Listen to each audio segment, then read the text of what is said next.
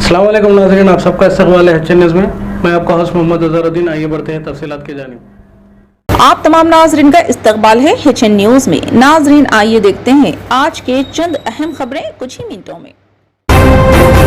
Hind Saudi बाहमी ताउन के सिलसिले में एक और पेशरफ्त। सऊदी अरब हिंदुस्तान ने सप्लाई चीन, माहौल दोस्त, ग्रीन हाइड्रोजन और बिजली के निज़ाम को मरबूत करने से मुतालिक ताउन की मफाहमती याददाश्त पर दस्तखत किए हैं। खबरिस्तान इदारे SPA के मुताबिक सऊदी वजीर तवानाई शहजादा अब्दुल अजीज बिन सलमान और रियाज के दौरे पर आए हिंदुस्तानी वजीर बिजली व तजद्दीद पजीर तवानाई राजकुमार सिंह ने इतवार को रियाज में मफाहमती याददाश्त पर दस्तखत किए। फारिकीन के दरमियान मफाहमत याददाश्त पर दस्तखत मशरिकी वस्ती और शुमाली अफ्रीका में मौसमियाती वीक 2023 के मौके पर किए गए मौसमियाती वीक का एहतमाम सऊदी अरब ने अक़वाम मुत्तहिदा के ताउन से दारुल हुकूमत रियाज में किया है।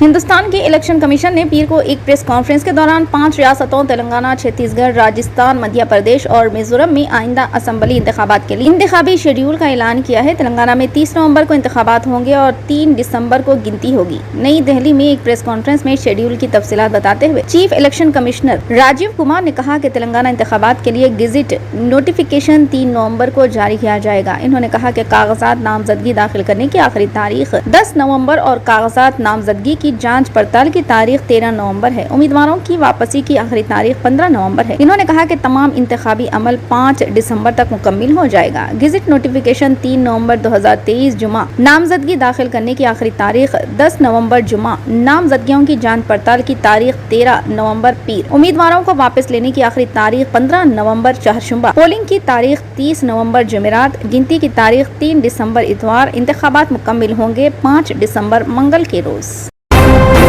तेलंगाना हुकूमत ने रियासत के सरकारी मुलाजमीन और पेंशनर्स के लिए एम्प्लॉयज हेल्थ केयर ट्रस्ट कायम किया है। चीफ मिनिस्टर चंद्रशेखर राव ने नई एम्प्लॉयज हेल्थ स्कीम पर अमलावरी की मंजूरी दी है। इससे मुलाजमीन, पेंशनर्स के साथ साथ इनके खानदान के अफराद को भी फायदा होगा। इस स्कीम के इंतजाम के लिए हुकूमत के चीफ सेक्रेटरी की सरबराही में एक बोर्ड तश्कील दिया गया है, जिसमें आला ओहदेदार, मुलाजमीन और पेंशनर्स मेंबर है। इस सिलसिले में रियासती हुकूमत ने जियो नंबर 186 जारी किया।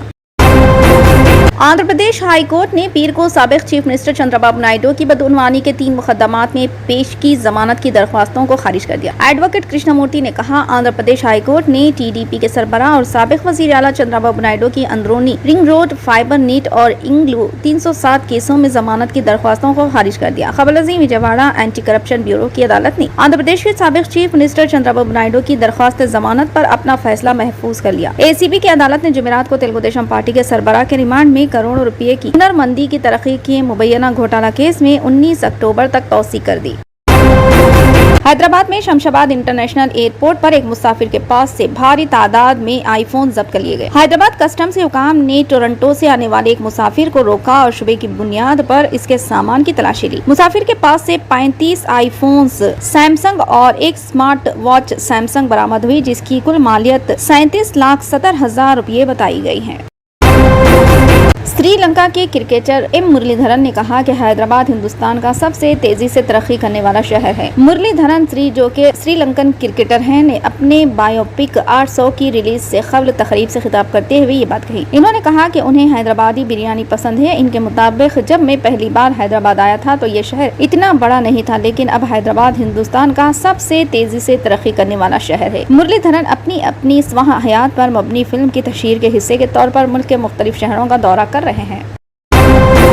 फिलहाल के लिए इस खबरनामे में बस इतना ही। देखने के लिए आपका बहुत बहुत शुक्रिया। अगर आप नए हैं इस चैनल पर तो सब्सक्राइब जरूर कर लें और बेल आइकन को भी दबा लें, ताकि हमारी मजीद और भी अपडेट्स आप तक पहले मिले।